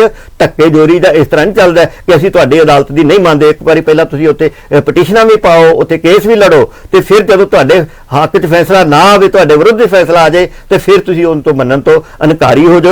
ਜਥੇਦਾਰ ਸਾਹਿਬ ਅਕਾਲ ਤਖਤ ਨੂੰ ਵੀ ਜਿਹੜੀ ਹੈ ਇਸ ਤਰ੍ਹਾਂ ਦੀ ਭੂਮਿਕਾ, ਉਹ ਸਾਰੇ ਪੰਥ ਦੇ ਜਥੇਦਾਰ ਨੇ, ਅਕਾਲ ਤਖਤ ਦੇ ਜਥੇਦਾਰ ਨੇ, ਉਹ ਸਿਰਫ ਪੰਜਾਬ ਦੇ ਸਿੱਖਾਂ ਦੇ ਜਥੇਦਾਰ ਨਹੀਂ ਹੈਗੇ। ਉਹਨਾਂ ਵੱਲੋਂ ਇਹ ਗੱਲ ਕਹਿਣੀ, ਅਕਾਲੀ ਦਲ ਦੀ ਭਾਸ਼ਾ ਦੇ ਵਿੱਚ ਗੱਲ ਕਰਨੀ, ਇਹ ਚੰਗੀ ਗੱਲ ਨਹੀਂ, ਕੋਈ ਧੜੇ ਦੀ ਗੱਲ ਹੈ। ਅਸੀਂ ਇਹ ਉਮੀਦ ਕਰਦੇ ਹਾਂ ਕਿ ਜਥੇਦਾਰ ਸਾਹਿਬ ਤਾਂ ਵਿੱਚ ਫੈਸਲਾ ਕਰਾਉਣਾ ਹੈ, ਉਹਨਾਂ ਦੀ ਵੱਡੀ ਜ਼ਿੰਮੇਵਾਰੀ ਹੈ। ਉਹ ਹਰਿਆਣੇ ਦੇ ਸਿੱਖਾਂ ਦੇ ਵੀ ਉਹਨੇ ਨੁਮਾਇੰਦੇ ਆ ਜਿੰਨੇ ਪੰਜਾਬ ਦੇ ਸਿੱਖਾਂ ਦੇ ਨੁਮਾਇੰਦੇ ਆ। ਅਕਾਲ ਤਖਤ ਸਾਰਿਆਂ ਦਾ ਸਾਂਝਾ ਹੈ ਉਹਨਾਂ ਨੂੰ, ਕਿਉਂਕਿ ਜਿਸ ਸਰਕਾਰ ਤੋਂ ਉਹਨਾਂ ਨੇ ਬਾਡੀਗਾਰਡ ਲਏ ਹੋਏ ਆ, ਸੁਰੱਖਿਆ ਲਈ ਹੈ ਜੱਜ ਸਿਕਿਉਰਿਟੀ ਦੀ, ਉਸੇ ਇੱਕ ਸਿਸਟਮ ਦੇ ਵਿੱਚ, ਇੱਕ ਸੰਵਿਧਾਨ ਦੇ ਅਨੁਸਾਰ ਚੱਲਦੇ ਆ। ਸ਼੍ਰੋਮਣੀ ਕਮੇਟੀ ਨੂੰ ਕਿੰਨੇ ਦਿੱਤਾ ਸੀ ਪ੍ਰਬੰਧ? ਕਿਸੇ ਸਿਸਟਮ ਨੇ ਦਿੱਤਾ ਹੈ ਨਾ, ਕਿਸੇ ਕਾਨੂੰਨ ਅਨੁਸਾਰ ਦਿੱਤਾ ਆ। ਉਸੇ ਕਾਨੂੰਨ ਨੇ, ਉਸੇ ਸੰਵਿਧਾਨ ਨੇ ਹਰਿਆਣਾ ਗੁਰਦੁਆਰਾ ਐਕਟ ਨੂੰ ਮਨਜ਼ੂਰੀ ਦਿੱਤੀ ਹੈ। ਸੋ ਇਸ ਕਰਕੇ ਜਿਹੜਾ ਤੁਹਾਡੇ ਹੱਕ 'ਚ ਜਾਂਦਾ ਹੈ ਉਹ ਤੁਸੀਂ ਮੰਨਣ ਲਈ ਤਿਆਰ ਹੋ, ਜਿਹੜਾ ਤੁਹਾਡੇ ਉਲਟ ਜਾਂਦਾ ਆ ਉਹਨੂੰ ਤੁਸੀਂ ਜਿਹੜਾ ਆ ਮੰਨਣ ਤੋਂ ਹਾਕੀ ਹੋ ਜਾਂਦੇ ਹੋ ਕਿ ਅਕਾਲ ਤਖਤ ਸਾਡਾ ਸੁਪਰੀਮ ਹੈ ਜੀ, ਸਾਰੇ ਫੈਸਲੇ ਅਸੀਂ ਕਰਾਂਗੇ। ਜੇ ਅਕਾਲ ਤਖਤ ਸੁਪਰੀਮ ਹੈ ਤੇ ਉਹਨੇ ਫਿਰ ਜੱਜ ਸਿਕਿਉਰਿਟੀ ਕਿਉਂ ਲਈ? ਉੱਥੋਂ ਜੱਜ ਸਿਕਿਉਰਿਟੀ ਤੋਂ ਜਾ ਕੇ ਉੱਥੋਂ ਲੈਂਦਾ ਹੈਗਾ ਆ। ਤੇ ਸ਼੍ਰੋਮਣੀ ਗੁਰਦੁਆਰਾ ਪ੍ਰਬੰਧਕ ਕਮੇਟੀ ਕੋਲ ਜੰਮੂ ਸਾਹਿਬ ਜੀ ਆਧਾਰ ਇਸ ਕਰਕੇ ਵੀ ਨਹੀਂ ਬਚਦਾ ਕਿ ਸ਼੍ਰੋਮਣੀ ਕਮੇਟੀ ਜੇ ਪਹਿਲਾਂ ਇਤਿਹਾਸ ਸੀ। ਇਸ ਦਾ ਮਤਲਬ ਸ਼੍ਰੋਮਣੀ ਕਮੇਟੀ ਜਿਹੜੀ ਹੈ, ਸ਼੍ਰੋਮਣੀ ਗੁਰਦੁਆਰਾ ਪ੍ਰਬੰਧਕ ਕਮੇਟੀ ਅੰਮ੍ਰਿਤਸਰ ਹਾਰੀ ਹੋਈ ਲੜਾਈ ਲੜ ਰਹੀ ਹੈ ਔਰ ਉਹਦੇ ਕੋਲ ਅਧਿਕਾਰ ਇਸ ਕਰਕੇ ਨਹੀਂ ਬਚਦਾ ਕਿਉਂਕਿ ਪ੍ਰਾਤਨ ਸਿੱਖਾਂ ਦੇ ਵਿੱਚ ਇੱਕ ਵਿਸ਼ਵਾਸ ਸੀ, ਸਿੱਖ ਭਰਾਵਾਂ ਦੇ ਖਿਲਾਫ ਕਦੀ ਸ਼੍ਰੋਮਣੀ ਕਮੇਟੀ ਨੇ FIR ਪੁਲਿਸ ਪਰਚਾ ਦਰਜ ਨਹੀਂ ਸੀ ਕਰਾਇਆ। ਅਵਤਾਰ ਸਿੰਘ ਮੱਕੜ ਤੋਂ ਆਉਣ ਤੋਂ ਬਾਅਦ ਇਹ ਸਿਲਸਿਲਾ ਸ਼ੁਰੂ ਹੋ ਗਿਆ ਕਿ ਜਿਹੜੇ ਕਿਸੇ ਨੌਜਵਾਨ ਨੇ ਖਾਲਿਸਤਾਨ ਦੇ ਨਾਅਰੇ ਲਾਤੇ ਹੈ ਉਹਦੇ ਖਿਲਾਫ ਵੀ ਪਰਚਾ ਦਰਜ ਹੋਇਆ। ਕੋਈ ਜਿਹੜਾ ਮੰਜੀ ਸਾਹਿਬ ਕੋਈ ਲੜਾਈ ਹੋਈ ਹੈ ਉਹਦੇ ਖਿਲਾਫ ਵੀ ਪਰਚੇ ਦਰਜ ਹੋਏ। ਗੁਰਦੁਆਰੇ ਦੇ ਆਪਣੇ ਸਿੱਖਾਂ ਦੇ ਖਿਲਾਫ ਜਿਹੜੀ ਹੈ ਕੋਰਟ ਦੇ ਵਿੱਚ ਅਕਾਲ ਤਖਤ ਤੋਂ ਹੁੰਦਿਆਂ ਹੋਇਆਂ ਉਹਨਾਂ ਨੂੰ ਜੇ ਕੋਈ ਮਰਿਆਦਾ ਭੰਗ ਹੋਈ ਤੇ ਅਕਾਲ ਤਖਤ ਤੇ ਆ ਕੇ ਉਹਨਾਂ ਤੋਂ ਜਿਹੜਾ ਸਮਨ ਕਰਨਾ ਚਾਹੀਦਾ ਸੀਗਾ, ਪਰੰਤੂ ਇਹ ਨਹੀਂ ਕੀਤਾ ਗਿਆ। ਉੱਥੇ ਪੁਲਿਸ ਦਾ ਸਹਾਰਾ ਲਿਆ ਗਿਆ। ਤੇ ਹੁਣ ਜਦੋਂ ਏਡਾ ਵੱਡਾ ਜਿਹੜਾ ਸੰਵਿਧਾਨਕ ਮਸਲਾ ਆ ਉੱਥੇ ਕਹੇ ਜਾ ਰਿਹਾ ਕਿ ਇਹਦਾ ਜਿਹੜਾ ਅਕਾਲ ਤਖਤ ਤੇ ਸ਼ਿਕਾਇਤ ਕਰਕੇ ਜਾਂ ਉੱਥੇ ਕੋਈ ਹੱਲ ਨਿਕਲੇਗਾ, ਉਹ ਹੱਲ ਨਹੀਂ ਨਿਕਲ ਸਕਦਾ। ਉਹ ਹੱਲ ਤਾਂ ਨਿਕਲ ਸਕਦਾ ਹੈ ਜੇ ਅਕਾਲ ਤਖਤ ਸਾਹਿਬ ਦੀ ਭਰੋਸੇਯੋਗਤਾ ਇੰਨੀ ਹੋਵੇ, ਉੱਥੇ ਬੈਠੇ ਬੰਦਿਆਂ ਦੀ ਭਰੋਸੇਯੋਗਤਾ ਇੰਨੀ ਹੋਵੇ ਕਿ ਸਿੱਖ ਪੰਥ ਮੰਨੇ ਕਿ ਹੁਣ ਫੈਸਲਾ ਅਕਾਲ ਤਖਤ ਜਥੇਦਾਰ ਨੇ ਕਰ ਲਿਆ। ਇਹ ਫੈਸਲਾ ਜਿਹੜੇ ਆ ਬਿਲਕੁਲ ਨਿਊਟਰਲ ਹੋ ਕੇ ਕਰਦੇ ਆ, ਨਿਰਪੱਖ ਹੋ ਕੇ ਕਰਦੇ ਆ, ਗੁਰੂ ਦੇ ਭੈ ਭਾਵਨੀ ਚ ਕਰਦੇ ਆ, ਫਿਰ ਤੇ ਫੈਸਲਾ ਜਿਹੜਾ ਆ ਲੋਕਾਂ ਨੇ ਮੰਨ ਲੈਣਾ ਸੀ। ਪਰੰਤੂ ਜੇ ਉੱਥੋਂ ਇਹ ਵਿਸ਼ਵਾਸ ਲੋਕਾਂ ਦੇ ਵਿੱਚ ਇਹ ਭੁਲੇਖਾ ਪਵੇ ਕਿ ਇੱਕ ਪਰਿਵਾਰ ਇੱਕ ਅਕਾਲੀ ਦਲ ਦੇ ਕਹਿਣ ਤੇ ਸਾਰੇ ਫੈਸਲੇ ਅਕਾਲ ਤਖਤ ਤੋਂ ਹੁੰਦੇ ਆ, ਤੇ ਫਿਰ ਇਹ ਗੁਆਂਢੀ ਦੇ ਜਿਹੜੇ ਰਾਜ ਹੈ ਉਹਦੇ ਸਿੱਖਾਂ ਦੇ ਵਿੱਚ ਜਿਹੜੇ ਇਸ ਤਰ੍ਹਾਂ ਦਾ ਮਾਹੌਲ ਜਿਹੜਾ ਪੈਦਾ ਹੋਣਾ ਉਹ ਲਾਜ਼ਮੀ ਸੀ। ਦੂਸਰੀ ਗੱਲ ਹੈ ਕਿ ਕਿਤੇ ਵੀ ਕੋਈ ਗੱਲ ਨਹੀਂ, ਇੱਕ ਜਿਹੜਾ ਆ ਪ੍ਰਬੰਧ ਹੈ ਬਦਲਿਆ ਆ, ਪ੍ਰਬੰਧ ਪਹਿਲਾਂ ਵੀ ਬਦਲਦੇ ਆ ਰਹੇ ਆ, ਹੁਣ ਵੀ ਪ੍ਰਬੰਧ ਬਦਲਿਆ, ਤੇ ਅਸੀਂ ਹਾਲੇ ਤੱਕ ਇੱਕ ਸਮਾਂ ਦੇਣਾ ਚਾਹੀਦਾ ਹਰਿਆਣੇ ਗੁਰਦੁਆਰਾ ਪ੍ਰਬੰਧਕ ਕਮੇਟੀ ਨੂੰ। ਜੇ ਉਹ ਸਮਾਂ ਉਹ ਸਹੀ ਤਰੀਕੇ ਨਾਲ ਨਹੀਂ ਕੰਮ ਕਰਨਗੇ ਤੇ ਆਉਣ ਵਾਲੀਆਂ ਇਲੈਕਸ਼ਨਾਂ ਦੇ ਵਿੱਚ ਸਿੱਖ ਸੰਗਤ ਉਹਨਾਂ ਨੂੰ ਬਦਲ ਦੇਗੀ। ਇਹਦਾ ਕਿਹੜਾ ਉਹਨਾਂ ਨੂੰ ਪਰਮਾਨੈਂਟ ਕੋਈ ਪਟਾ ਲਿਖ ਕੇ ਦੇ ਦਿੱਤਾ ਆ। ਸੋ ਜਿਸ ਤਰੀਕੇ ਨਾਲ ਇਹ ਸਾਰਾ ਮਸਲਾ ਹੱਲ ਹੋ ਸਕਦਾ ਸੀਗਾ ਸਮੇਂ ਰਹਿੰਦੇ ਅਕਾਲ ਤਖਤ ਦੇ ਜਥੇਦਾਰ ਨੂੰ 20 ਦਿਨ ਪਹਿਲਾਂ ਜਦੋਂ ਫੈਸਲਾ ਆ ਗਿਆ ਸੀਗਾ ਤੇ ਸੱਦ ਕੇ ਮੀਟਿੰਗ ਗਾਈਡਲਾਈਨ ਦੇਣੀ ਚਾਹੀਦੀ ਸੀ ਕਿ ਇਸ ਤਰ੍ਹਾਂ ਜਿਹੜਾ ਪ੍ਰਬੰਧ ਦਿੱਤਾ ਜਾਏਗਾ, ਇੰਨੇ ਸਮੇਂ 'ਚ ਦਿੱਤਾ ਜਾਏਗਾ। ਕੁਝ ਦਿੱਕਤਾਂ ਹੈਗੀਆਂ ਜੰਮੂ ਸਾਹਿਬ ਜਨਰਲ ਦਿੱਕਤਾਂ ਨੇ, ਕਿਉਂਕਿ ਸ਼੍ਰੋਮਣੀ ਗੁਰਦੁਆਰਾ ਪ੍ਰਬੰਧਕ ਕਮੇਟੀ ਦਾ ਜਿਹੜਾ ਸਾਲ ਹੁੰਦਾ ਹੈ ਵਿੱਤੀ ਸਾਲ ਉਹ 31 ਮਾਰਚ ਨੂੰ ਪੂਰਾ ਹੁੰਦਾ ਹੈ, ਤੇ ਉਦੋਂ ਤੱਕ ਇਹਨਾਂ ਨੂੰ ਅਪੀਲ ਕੀਤੀ ਜਾ ਸਕਦੀ ਹੈ ਅਕਾਲ ਤਖਤ ਵੱਲੋਂ ਕਿ 31 ਤਰੀਕ ਤੋਂ ਬਾਅਦ 1 ਤਰੀਕ ਨੂੰ ਅਸੀਂ ਤੁਹਾਨੂੰ ਸਾਰੇ ਸੌਂਪ ਦੇਵਾਂਗੇ। ਉਦੋਂ ਤੱਕ ਸਾਡਾ ਬਜਟ ਬਣਿਆ ਹੋਇਆ, ਕੁਝ ਸਾਡੀ ਟੈਕਨੀਕਲ ਮਜਬੂਰੀਆਂ ਨੇ, ਤੁਸੀਂ ਇਹਨਾਂ ਤੱਕ ਸਾਥ ਦਿਓ। ਤੇ ਉਹਨਾਂ ਨੇ ਦੇ ਦੇਣਾ ਸੀ, ਕੋਈ ਵੱਡੀ ਗੱਲ ਨਹੀਂ ਸੀਗੀ। ਜਦ ਤੁਸੀਂ ਬੈਠ ਕੇ ਗੱਲ ਕਰਦੇ ਹੋ ਤਾਂ ਉਹਦੇ ਰਸਤੇ ਨਿਕਲ ਜਾਂਦੇ ਆ, ਲੇਕਿਨ ਇਹਨਾਂ ਨੇ ਗੱਲ ਲਮਕਾਉਣ ਦੀ ਉਹਨੂੰ ਜਿਸ ਤਰੀਕੇ ਨਾਲ ਕੋਸ਼ਿਸ਼ ਕੀਤੀ ਹੈ ਤੇ ਉਹਦਾ ਸਾਰਾ ਸਿਆਸੀਕਰਨ ਐਕਚੁਅਲੀ ਜਿਹੜੀ ਗੱਲ ਹੈਗੀ ਅਕਾਲੀ ਦਲ ਦੀ, ਅਕਾਲੀ ਦਲ ਆਪਣੀ ਸਿਆਸੀ ਜ਼ਮੀਨ ਬਹਾਲ ਕਰਨ ਵਾਸਤੇ ਹਰਿਆਣਾ ਕਮੇਟੀ ਦਾ ਮੁੱਦਾ ਵੀ ਵਰਤਣਾ ਚਾਹੁੰਦਾ ਸੀਗਾ ਕਿ ਹਰਿਆਣੇ ਦੇ ਜਿਹੜੇ ਪੰਜਾਬ ਦੇ ਸਿੱਖ ਨੇ ਉਸ ਤਰ੍ਹਾਂ ਸਾਡੀ ਗੱਲ ਨਹੀਂ ਸੁਣਦੇ, ਹਰਿਆਣਾ ਕਮੇਟੀ ਦੇ ਏਜੰਡੇ ਤੇ ਅਸੀਂ ਉਹਨਾਂ ਨੂੰ ਗੱਲ ਸੁਣਾ ਲਈਏ। ਤੇ ਇਹ ਗੱਲ ਨਹੀਂ, ਜਿੰਨਾ ਚਿਰ ਜ਼ਮੀਨ ਤੇ ਜਾ ਕੇ ਕੋਈ ਗੱਲ ਨਹੀਂ ਹੋਏਗੀ, ਜ਼ਮੀਨ ਤੇ ਜਾ ਕੇ ਕੰਮ ਨਹੀਂ ਕਰੇਗਾ ਅਕਾਲੀ ਦਲ, ਉਹਨਾਂ ਚਿਰ ਤੁਸੀਂ ਦੇਖੋ ਪਿਛਲੇ ਜਿੰਨੇ ਧਰਨੇ ਲੱਗ ਰਹੇ ਨੇ, ਜੋ ਪੰਜਾਬ 'ਚ ਗਤੀਵਿਧੀਆਂ ਹੋ ਰਹੀਆਂ ਨੇ, ਮਨਰੇਗਾ ਦੀਆਂ ਬੀਬੀਆਂ ਤੋਂ ਲੈ ਕੇ ਕਿਸਾਨਾਂ ਦੇ ਸੰਘਰਸ਼ ਤੱਕ, ਅਕਾਲੀ ਦਲ ਕਿੱਥੇ ਆ ਗਰਾਊਂਡ 'ਚ? ਉਹ ਤਾਂ ਆਪਣੀਆਂ ਪ੍ਰੈਸ ਕਾਨਫਰੰਸ ਤੱਕ ਸੀਮਤ ਹੈ। ਵੈਸੇ ਤਾਂ ਪੰਜਾਬ ਦੀਆਂ ਸਾਰੀਆਂ ਸਿਆਸੀ ਪਾਰਟੀਆਂ ਅੱਜ ਜਿਹੜਾ ਪੰਜਾਬ ਦਾ ਸਮਾਜਿਕ ਖੇਤਰ ਹੈ ਉਹਦੇ ਤੋਂ ਗੈਰ ਹਾਜ਼ਰ ਨੇ, ਪਰੰਤੂ ਅਕਾਲੀ ਦਲ ਤੇ ਕਾਫੀ ਜਿਹੜਾ ਆ ਗ੍ਰਾਫ ਥੱਲੇ ਜਾ ਚੁੱਕਿਆ ਆ। ਇਹਨੂੰ ਵੱਡੀ ਮਿਹਨਤ ਕਰਨੀ ਪਏਗੀ ਜੇ ਕੋਈ ਸਿਆਸੀ ਹਲਚਲ ਚਲਾਉਣੀ ਹੈ। ਚਲੋ ਪ੍ਰੈਸ ਸਾਹਿਬ, ਇਸ ਮਾਮਲੇ ਤੋਂ ਵੱਖਰੇ ਮਾਮਲੇ ਵੱਲ ਆਉਂਦੇ ਹਾਂ, ਦੇਖਦੇ ਹਾਂ। ਮੇਰਾ ਖਿਆਲ ਮਾਮਲਾ ਲਗਭਗ ਬਹੁਤੇ ਵੱਡੇ ਗੁਰਦੁਆਰਿਆਂ ਦਾ ਜਿਹੜਾ ਚਾਰਜ ਆ, ਉਹ ਜਿਹੜਾ ਸੇਵਾ ਸੰਭਾਲ ਆ, ਉਹ ਹਰਿਆਣਾ ਦੀ ਸਿੱਖ ਗੁਰਦੁਆਰਾ ਪ੍ਰਬੰਧਕ ਕਮੇਟੀ ਨੇ ਲੈ ਲਈ ਆ। ਕੋਈ ਛੋਟੇ ਗੁਰਦੁਆਰਿਆਂ ਦੇ ਮਾਮਲੇ ਜਿਹੜੇ ਰਹਿ ਗਏ ਆ, ਦੇਖਦੇ ਆ ਉਹ ਕਿਵੇਂ ਹੱਲ ਹੁੰਦਾ। ਤੇ ਸਾਡੀ ਤਾਂ ਇਹੀ ਇੱਛਾ ਹੈ ਕਿ ਦੋਨਾਂ ਧਿਰਾਂ ਦੇ ਵਿਚਾਲੇ ਸ਼ਾਂਤਮਈ ਢੰਗ ਨਾਲ ਜਿਹੜੀ ਟ੍ਰਾਂਜੀਸ਼ਨ ਹੋ ਜਾਣੀ ਚਾਹੀਦੀ ਸੀ, ਤਬਦੀਲੀ ਹੋ ਜਾਣੀ ਚਾਹੀਦੀ ਸੀ। ਇਸ ਤੋਂ ਮਸਲਾ ਅਗਲਾ ਹੈ ਕਿ ਪੰਜਾਬ ਸਰਕਾਰ ਭਲਕੇ ਮੋਹਾਲੀ ਦੇ ਵਿੱਚ ਜਿਹੜਾ ਨਾ ਵੱਡਾ ਜਿਹੜਾ ਇਨਵੈਸਟ ਪੰਜਾਬ ਜਿਹੜਾ ਸੰਮੇਲਨ ਕਰਵਾ ਰਹੀ ਹੈ, ਉਹਨੂੰ ਪੰਜਾਬ ਸਰਕਾਰ ਨੂੰ ਆਸ ਹੈ ਕਿ ਸਾਡੇ ਜਿਹੜੇ ਬਹੁਤ ਸਾਰੇ ਮਸਲਿਆਂ ਦਾ, ਬੇਰੁਜ਼ਗਾਰੀ ਦਾ, ਹੋਰ ਮਸਲਿਆਂ ਦਾ ਹੱਲ ਜਿਹੜਾ ਜੇ ਪੰਜਾਬ ਦੇ ਵਿੱਚ ਇਨਵੈਸਟਮੈਂਟ ਆਉਂਦੀ ਹੈ, ਪੂੰਜੀ ਨਿਵੇਸ਼ ਆਉਂਦਾ ਤਾਂ ਉਹਦੇ ਨਾਲ ਹੱਲ ਹੋਏਗਾ। ਤੇ ਜਿਹੜਾ ਪੰਜਾਬ ਦਾ ਮਾਹੌਲ ਹੈ ਉਹਦੇ ਵਿੱਚ ਜਿਹੜੀਆਂ ਫਰੋਤੀਆਂ ਦੀ ਗੱਲ ਹੁੰਦੀ ਹੈ, ਇਹਦੇ ਨਾਲ ਤੁਹਾਨੂੰ ਲੱਗਦਾ ਕਿ ਪੰਜਾਬ ਸਰਕਾਰ ਕਿੰਨੀ ਕੁ ਸਫਲ ਹੋ ਜਾਏਗੀ? ਪਿਛਲੇ ਦਿਨੀ ਹਾਂ ਇੱਕ ਵੱਡਾ ਪ੍ਰੋਜੈਕਟ ਜਿਹੜਾ ਉਹ ਆਇਆ ਜਿਹਦੇ ਨਾਲ ਕਾਫੀ ਵੱਡਾ ਨਿਵੇਸ਼ ਪੰਜਾਬ ਦੇ ਵਿੱਚ ਹੋਣ ਦੀ ਆਸ ਵੱਜੀ ਹੈ। ਤੁਹਾਨੂੰ ਲੱਗਦਾ ਕਿ ਪੰਜਾਬ ਦਾ ਜਿਹੜਾ ਇਨਵੈਸਟ ਪੰਜਾਬ ਸੰਮੇਲਨ ਇਹ ਕਰ ਰਿਹਾ ਜਾਂ ਪ੍ਰੋਗਰੈਸਿਵ ਇਨਵੈਸਟ ਪੰਜਾਬ ਸੰਮੇਲਨ ਹੋ ਰਿਹਾ, ਇਹ ਕਿੰਨਾ ਕੁ ਪੂੰਜੀ ਨਿਵੇਸ਼ ਖਿੱਚੇਗਾ? ਕਿਉਂਕਿ ਬੀਤੇ ਜਿਹੜੇ ਸੰਮੇਲਨ ਹੋਏ ਆ ਉਹ ਉਹਨਾਂ ਦੀ ਕਾਰਗੁਜ਼ਾਰੀ ਕੋਈ ਬਹੁਤ ਵਧੀਆ ਨਹੀਂ ਰਹੀ। ਜਿਹੜੇ MOU ਹੁੰਦੇ ਰਹੇ, ਉਹ MOU ਜਦੋਂ ਉਹਨਾਂ ਨੂੰ ਹਕੀਕਤ ਦੇ ਵਿੱਚ ਦੇਖਿਆ ਗਿਆ ਕਿ ਉਹ ਮਟੀਰੀਅਲਾਈਜ਼ ਨਹੀਂ ਹੋਏ। ਜਿੰਨੀ ਨਿਵੇਸ਼ ਦਾ ਦਾਅਵਾ ਕੀਤਾ ਗਿਆ ਉਹਦੇ ਨਾਲ ਕਿਤੇ 10ਵਾਂ ਗੁਣਾ, ਕਿਤੇ ਥਾਂ ਉਹ ਤੋਂ ਵੀ ਘੱਟ ਜਿਹੜਾ ਨਿਵੇਸ਼ ਹੋਇਆ। ਤੁਹਾਨੂੰ ਲੱਗਦਾ ਕਿ ਜਿਹੜਾ ਕੱਲ ਇਹ ਨਵੀਂ ਸਰਕਾਰ ਆ, ਨਵੀਂ ਸਰਕਾਰ ਦਾ ਜਿਹੜਾ ਵਿਦੇਸ਼ਾਂ ਦੇ ਵਿੱਚ ਵੀ ਥੋੜਾ ਜਿਹਾ ਇਸ ਗੱਲ ਦੀ ਚਰਚਾ ਹੈ ਕਿ ਸ਼ਾਇਦ ਇੱਥੇ ਬਿਹਤਰ ਪ੍ਰਬੰਧ ਹੋਵੇ ਤੇ ਇਹਦੇ 'ਚ ਪੰਜਾਬ 'ਚ ਅੱਛਾ ਨਿਵੇਸ਼ ਹੋ ਸਕਦਾ? ਤੁਸੀਂ ਕਿ ਇਹਨੂੰ ਲੈ ਕੇ ਸੋਚਦੇ ਹੋ? ਬਿਲਕੁਲ ਹੀ, ਪੰਜਾਬ ਦੇ ਵਿੱਚ ਬਹੁਤ ਜ਼ਰੂਰਤ ਹੈ ਜਿਸ ਪਾਸੇ ਗੱਲ ਚੱਲ ਰਹੀ ਹੈ, ਤੇ ਉਮੀਦ ਤਾਂ ਕਦੀ ਵੀ ਨਹੀਂ ਛੱਡਣੀ ਚਾਹੀਦੀ ਪੰਜਾਬ ਨੂੰ। ਸਾਨੂੰ ਉਮੀਦ ਹੈ ਕਿਉਂਕਿ ਜਦੋਂ ਜਿਸ ਵਿੱਤੀ ਸੰਕਟ ਦੇ ਵਿੱਚੋਂ ਪੰਜਾਬ ਗੁਜ਼ਰ ਰਿਹਾ ਆ, ਜਿਸ ਤਰ੍ਹਾਂ ਦੀਆਂ ਪੰਜਾਬ ਉੱਤੇ ਪਾਬੰਦੀਆਂ ਲਾ ਰਹੀਆਂ ਕੇਂਦਰ ਸਰਕਾਰ ਨੇ ਲਗਾਤਾਰ ਹੋਰ ਖੇਤੀ ਆਪਣੇ ਜਿਹੜਾ ਅਨਾਜ ਦੇ ਮਸਲੇ ਵਿੱਚ ਵੀ ਆ ਰਿਹਾ, ਪਰੰਤੂ ਜਿਹੜੀ ਇਹ ਸਰਕਾਰ ਹੈ ਹੋਂਦ 'ਚ ਇਸੇ ਮਨੋਰਥ ਨਾਲ ਆਈ ਸੀ ਕਿ ਪੰਜਾਬ ਵਿੱਚ ਇਨਵੈਸਟ ਹੋਏਗੀ, ਲੋਕਾਂ ਨੂੰ ਨੌਕਰੀਆਂ ਮਿਲਣਗੀਆਂ, ਰੁਜ਼ਗਾਰ ਮਿਲਣਗੀਆਂ, ਪਰੰਤੂ ਹਾਲਾਤ ਵਿਸ਼ਵ ਪੱਧਰ ਤੇ ਹੋਰ ਤਰ੍ਹਾਂ ਚੱਲ ਰਹੇ ਆ। ਪਰ ਇੱਕ ਗੱਲ ਤਾਂ ਹੋਈ, ਸਰਕਾਰ ਨੇ ਲਗਭਗ 27,000 ਦੇ ਕਰੀਬ ਨੌਕਰੀਆਂ ਦੇ ਦਿੱਤੀਆਂ, ਉਹ ਨੌਕਰੀਆਂ ਦਿੱਤੀਆਂ ਜਿਹੜੀਆਂ ਸਰਕਾਰਾਂ ਅਖੀਰਲੇ ਸਾਲਾਂ 'ਚ ਦਿੰਦੀਆਂ ਨੇ। ਬਿਲਕੁਲ, ਇਹ ਜਿਹੜੀਆਂ ਨੌਕਰੀਆਂ ਦਿੱਤੀਆਂ ਗਈਆਂ ਨੇ ਬਹੁਤ ਚੰਗਾ ਸ਼ੁਭ ਸ਼ਗਨ ਹੈ, ਇਹਦੇ 'ਚ ਕੋਈ ਦੋ ਰਾਵਾ ਨਹੀਂ ਆ, ਪਰੰਤੂ ਜਿਸ ਪੱਧਰ ਤੇ ਪੰਜਾਬ ਪਹੁੰਚ ਚੁੱਕਿਆ ਹੈ। ਹਾਂਜੀ, ਪੰਜਾਬ ਤੋਂ ਜਿਸ ਤਰੀਕੇ ਨਾਲ ਰੁਝਾਨ ਬਾਹਰ ਪ੍ਰਵਾਸ ਦਾ ਹੋ ਰਿਹਾ ਆ, ਸਾਨੂੰ ਉਮੀਦ ਸੀ ਕਿ ਸਰਕਾਰ ਆਉਣ ਤੋਂ ਬਾਅਦ ਇਹ ਰੁਝਾਨ ਨੂੰ ਕਿਸੇ ਹੱਦ ਤੱਕ ਠੱਲ ਪਏਗੀ। ਪਰੰਤੂ ਜਦੋਂ ਅਸੀਂ ਪਾਸਪੋਰਟ ਦੇ ਦਫ਼ਤਰ ਤੇ ਜਾ ਕੇ ਦੇਖਦੇ ਆ, ਉੱਥੇ ਰਹਿੰਦੇ ਆ, ਤੇ ਉੱਥੇ ਹਾਲਾਤ ਬਿਲਕੁਲ ਅਲੱਗ ਸਾਨੂੰ ਦਿਖਦੇ ਆ। ਜੇ ਤੁਸੀਂ ਪਾਸਪੋਰਟ ਬਣਾਉਣਾ ਹੈ ਤਾਂ ਤੁਹਾਨੂੰ 6-6 ਮਹੀਨੇ ਦੀ ਜਿਹੜੀ ਆ ਉਹ ਅਪਾਇੰਟਮੈਂਟ ਨਹੀਂ ਮਿਲ ਰਹੀ। ਜੇ ਬਾਹਰ ਜਾਣ ਵਾਲਿਆਂ ਦਾ ਜਦ ਉਹ ਜਿਹੜਾ ਆ ਗਿਣਤੀ ਹੈ ਜਿਹੜੀ ਉਹਦੇ ਵਿੱਚ ਬਹੁਤ ਵੱਡਾ ਵਾਧਾ ਹੋਇਆ। ਇਹ ਜਿਹੜਾ ਆ ਇਹ ਇਸ ਰੁਝਾਨ ਨਾਲ ਜਿਹੜਾ ਆ ਉਹ ਮੇਲ ਨਹੀਂ ਖਾ ਰਿਹਾ, ਜਿਹੜਾ ਅਸੀਂ ਜਿਹੜਾ ਨਰੇਟਿਵ ਸਰਕਾਰ ਵੱਲੋਂ ਜਾਂ ਸਾਡੇ ਵੱਲੋਂ ਸਿਰਜਣ ਦੀ ਕੋਸ਼ਿਸ਼ ਹੈਗੀ ਆ। ਪਰੰਤੂ ਉਮੀਦ ਤਾਂ ਵੇਖੋ ਪੰਜਾਬ ਨੇ ਅੱਜ ਮੁੜ ਜੇ ਕੱਲ ਮੁੜ ਜੇ, ਪੰਜਾਬ ਦਾ ਭਵਿੱਖ ਤਾਂ ਇਸੇ ਗੱਲ 'ਚ ਹੈ ਕਿ ਪੰਜਾਬ 'ਚ ਨਿਵੇਸ਼ ਹੋਏਗਾ ਤਾਂ ਹੀ ਆ, ਕਿਉਂਕਿ ਜਿਸ ਤਰ੍ਹਾਂ ਦਾ ਬਾਹਰ ਵੀ ਮਾਹੌਲ ਚੱਲ ਰਿਹਾ ਆ, ਵਰਲਡ ਲੈਵਲ ਤੇ ਮਾਹੌਲ ਚੱਲ ਰਿਹਾ, ਪੰਜਾਬ ਨੂੰ ਕੋਈ 4-5 ਸਾਲ ਜਾਂ 10 ਸਾਲ ਕੈਨੇਡਾ ਦੀ ਧਰਤੀ ਜਾਂ ਹੋਰ ਧਰਤੀ ਨਹੀਂ ਸਾਂਭ ਸਕਦੀ। ਉਹਦੇ ਵਾਸਤੇ ਪੰਜਾਬ ਨੂੰ ਕੁਝ ਹੱਲਾਸ਼ੇਰੀ ਇੱਥੇ ਹੀ ਕੁਝ ਵੱਡੇ ਜਿਹੜੇ ਆ ਕਾਰਜ ਇਨਕਲਾਬੀ ਕਾਰਜ ਕਰਨੇ ਪੈਣੇ। ਦਾਅਵੇ ਤਾਂ ਮੁੱਖ ਮੰਤਰੀ ਭਗਵੰਤ ਮਾਨ ਨੇ ਇਹ ਕੀਤੇ ਸੀਗੇ, ਜਿਹੜੇ ਵਿਦੇਸ਼ਾਂ 'ਚ ਗਏ ਉਹ ਵੀ ਪੰਜਾਬ 'ਚ ਨੌਕਰੀਆਂ ਕਰਨ ਆਉਣਗੇ, ਪਰ ਸਥਿਤੀ ਅਜੇ ਉਸ ਪਾਸੇ ਵੱਲ ਨੂੰ ਮੇਰਾ ਖਿਆਲ ਆ ਨਹੀਂ ਰਹੀ। ਨਹੀਂ, ਗੱਲ ਏਦਾਂ ਜੰਮੂ ਸਾਹਿਬ ਜੀ, ਲੋਕ ਕਹਿੰਦੇ ਆ, ਹੁਣ ਸੋਸ਼ਲ ਮੀਡੀਆ ਤੇ ਵੀ ਅਸੀਂ ਦੇਖ ਰਹੇ ਆ, ਇੱਕ ਬੀਬੀ ਅਸੀਂ ਬੋਰਡ ਦੀ ਚੇਅਰਮੈਨ ਲਾਈ ਹੈ, ਉਹਨੂੰ ਪੰਜਾਬੀ ਵੀ ਨਹੀਂ ਆਉਂਦੀ। ਵੈਸੇ ਕੋਈ ਜ਼ਰੂਰਤ ਨਹੀਂ ਹੈ ਕਿ ਪੰਜਾਬੀ ਜ਼ਰੂਰ ਆਵੇ, ਲੇਕਿਨ ਜਿਸ ਵਕਤ ਲਾਈ ਗਈ ਹੈ ਉਸ ਵਕਤ ਸਰਕਾਰ ਦਾ ਐਲਾਨ ਸੀਗਾ ਜਿਹੜੇ ਪੰਜਾਬੀ ਨੂੰ ਅਸੀਂ ਉਤਸ਼ਾਹਿਤ ਕਰਨਾ ਹੈਗਾ ਆ, ਪੰਜਾਬੀ ਬੋਲਣ ਵਾਲਿਆਂ ਨੂੰ, ਪੰਜਾਬੀ ਭਾਸ਼ਾ ਵਾਲਿਆਂ ਨੂੰ। ਲੇਕਿਨ ਮੈਂ ਕਹਿੰਦਾ ਕੁਛ ਵੀ ਹੋਏ ਜੀ, ਐਜੂਕੇਸ਼ਨ ਜੇ ਪੰਜਾਬ ਦੀ ਕਿਸੇ ਤਰੀਕੇ ਨਾਲ ਦਿੱਲੀ ਮਾਡਲ ਨਾਲ ਵੀ ਜੇ ਇੱਥੇ ਦਾ ਕੋਈ ਸੁਧਾਰ ਹੁੰਦਾ ਆ ਤਾਂ ਹੋ ਜੇ, ਸਾਨੂੰ ਕੋਈ ਇਤਰਾਜ਼ ਨਹੀਂ।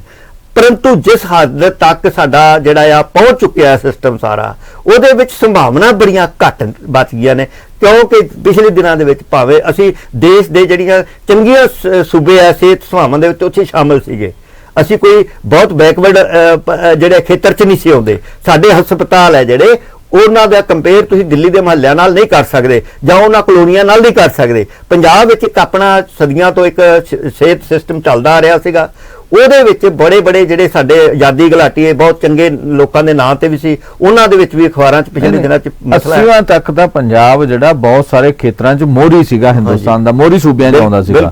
ਹੁਣ ਉਥੋਂ ਘਟਦਾ 7ਵੇਂ 8ਵੇਂ 10ਵੇਂ 12ਵੇਂ 15ਵੇਂ ਇਸ ਪਾਸੇ ਵੱਲ ਨੂੰ ਜਾ ਰਿਹਾ। ਜੰਮੂ ਸਾਹਿਬ ਜੀ, ਮੈਂ ਇੱਕ ਗੱਲ ਕਹਿਦਾ ਸਪਸ਼ਟ ਕਿ ਜਿਹੜੇ ਪਿਛਲੀਆਂ ਸਿਆਸੀ ਧਿਰਾਂ ਸੀ ਉਹਦੇ ਨਾਲੋਂ ਤਾਂ ਸਰਕਾਰ ਨੂੰ ਉਹਦੇ ਨਾਲ ਕੰਪੇਅਰ ਨਹੀਂ ਕੀਤਾ ਜਾ ਸਕਦਾ, ਕਿਉਂਕਿ ਨਾ ਹੀ ਸਾਡੀ ਉਮੀਦ ਸੀ, ਇਸੇ ਉਮੀਦ ਨਾਲ ਹੀ ਉਹਨਾਂ ਨੂੰ ਰਿਜੈਕਟ ਕੀਤਾ ਸੀਗਾ। ਤੇ ਇਹਨਾਂ ਤੋਂ ਅਸੀਂ ਉਵੇਂ ਦੀ ਆਸ ਨਹੀਂ ਕਰ ਸਕਦੇ ਕਿ ਇਹਨਾਂ ਦੇ ਕੰਪੇਅਰ ਅਸੀਂ ਅਕਾਲੀ ਦਲ ਜਾਂ ਕਾਂਗਰਸ ਨਾਲ ਕਰਾਂਗੇ। ਇਹਨਾਂ ਨਾਲ ਅਸੀਂ ਤਾਂ ਸਾਡੇ ਸੁਪਨਿਆਂ ਨਾਲ ਕਰਾਂਗੇ, ਸਾਡੀਆਂ ਉਮੀਦਾਂ ਨਾਲ ਕਰਾਂਗੇ, ਜਿਹਦੇ ਨਾਲ ਪੰਜਾਬ ਵਿੱਚ ਇਤਿਹਾਸਕ 92-93 ਬੰਦੇ ਜਿਤਾ ਕੇ ਇਹਨਾਂ ਨੂੰ ਫਤਵਾ ਲੋਕਾਂ ਨੇ ਦਿੱਤਾ ਸੀਗਾ। ਬਹੁਤ ਵੱਡਾ ਫਤਵਾ ਤਾਂ ਘੱਟ ਹੀ ਕਿਸੇ ਨੂੰ ਮਿਲਿਆ, ਤੇ ਬਹੁਤ ਬੰਦਿਆਂ ਨੂੰ ਇਸ 85 ਬੰਦੇ ਨਵੇਂ ਚੁਣੇ ਜਿਹੜੇ ਜ਼ਿੰਦਗੀ 'ਚ ਕਦੀ ਐਮਐਲਏ ਦਾ ਸੁਪਨਾ ਵੀ ਨਹੀਂ ਸੀ ਲਿਆ ਬਣਨਾ, ਲੋਕਾਂ ਨੇ ਉਹ ਚੁਣੇ। ਲੋਕਾਂ ਨੇ ਵੱਡਾ ਜਿਹੜਾ ਹੈ ਇਨਕਲਾਬ ਇੱਥੇ ਲੈ ਕੇ ਆਂਦਾ ਆ, ਸੋ ਉਹਦੀਆਂ ਨਾਲ ਲੋਕਾਂ ਦੀਆਂ ਉਮੀਦਾਂ ਵੱਡੀਆਂ ਵੱਧ ਗਈਆਂ ਨੇ। ਇਸ ਕਰਕੇ ਨਿਵੇਸ਼ ਆਇਆ ਆ, ਪਰੰਤੂ ਜਿਸ ਅੰਦਰ ਪੰਜਾਬ ਦੀ ਜ਼ਰੂਰਤ ਹੈ ਉਹਦੇ ਮੁਤਾਬਕ ਬਹੁਤ ਘੱਟ ਹੈ।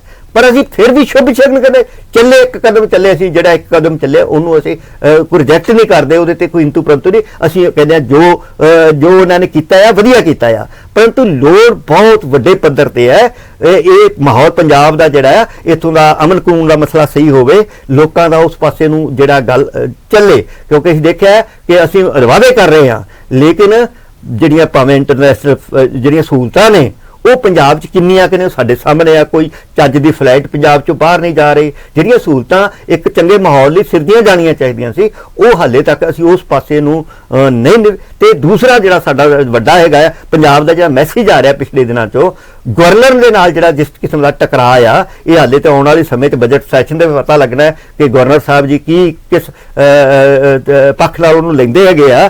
ਜਿਸ ਤਰ੍ਹਾਂ ਪਿਛਲੇ ਦਿਨਾਂ ਦੀ ਇਹ ਜਿਹੜੀ ਐਕਸਪੀਰੀਅੰਸ ਦੀ ਥੋੜੀ ਮੈਨੂੰ ਲੱਗਦਾ ਘਾਟ ਰਹੀ ਹੈ, ਤੇ ਦੂਸਰੇ ਪਾਸੇ ਜਿਹੜਾ ਆ ਉਹ ਗਵਰਨਰ ਪੰਜਾਬ ਦੇ ਵਿੱਚ ਉਹ ਸ਼ਕਤੀਆਂ ਵਰਤਣਾ ਚਾਹੁੰਦਾ ਜਿਹੜੀਆਂ ਮੁੱਖ ਮੰਤਰੀ ਦੀਆਂ ਨੇ।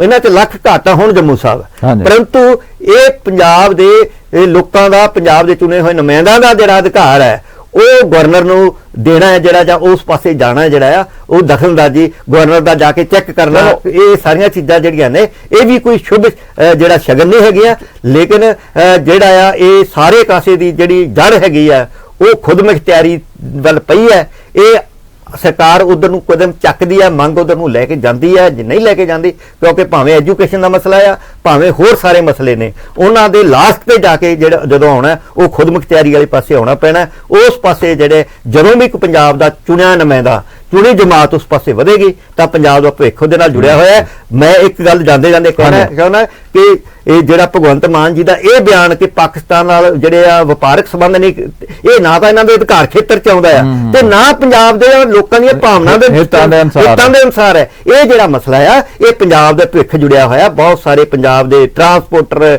ਵਪਾਰੀ, ਬਹੁਤ ਸਾਰੇ ਲੋਕ ਨੇ ਜਿਨ੍ਹਾਂ ਦਾ ਭਵਿੱਖ ਜੁੜਿਆ ਹੋਇਆ ਹੈ। ਸੋ ਜਦੋਂ ਵੀ ਕੋਈ ਪੰਜਾਬ ਦਾ ਵਿਜ਼ਨਰੀ ਜਿਹੜਾ ਪੋਲੀਟੀਕਲ ਬੰਦਾ, ਸਿਆਸੀ ਬੰਦਾ ਬਿਆਨ ਦਿੰਦਾ ਆ ਤਾਂ ਉਹਨੂੰ ਸਾਰੇ ਕਾਸੇ ਨੂੰ ਧਿਆਨ 'ਚ ਰੱਖਣਾ ਚਾਹੀਦਾ ਹੈ। ਸਾਡੇ ਉਹਦੇ ਨਾਲ ਧਾਰਮਿਕ ਵੀ ਬੜੇ ਭਾਵਨਾਵਾਂ ਜੁੜੀਆਂ ਹੋਈਆਂ ਨੇ। ਗੁਰੂ ਨਾਨਕ ਸਾਹਿਬ ਦਾ ਗੁਰਪੁਰਬ ਪਿਤਰ ਜਨਮ ਸਥਾਨ ਹੈ, ਹੋਰ ਬਹੁਤ ਸਾਰਾ ਸਾਡਾ ਉਹਦੇ ਨਾਲ ਜੁੜਿਆ ਹੋਇਆ ਭਾਵਨਾ ਦੇ ਤੌਰ ਤੇ। ਇਸ ਕਰਕੇ ਮੁੱਖ ਮੰਤਰੀ ਸਾਹਿਬ ਨੂੰ ਸਾਡੀਆਂ ਭਾਵਨਾਵਾਂ ਸਿੱਖਾਂ ਦੀਆਂ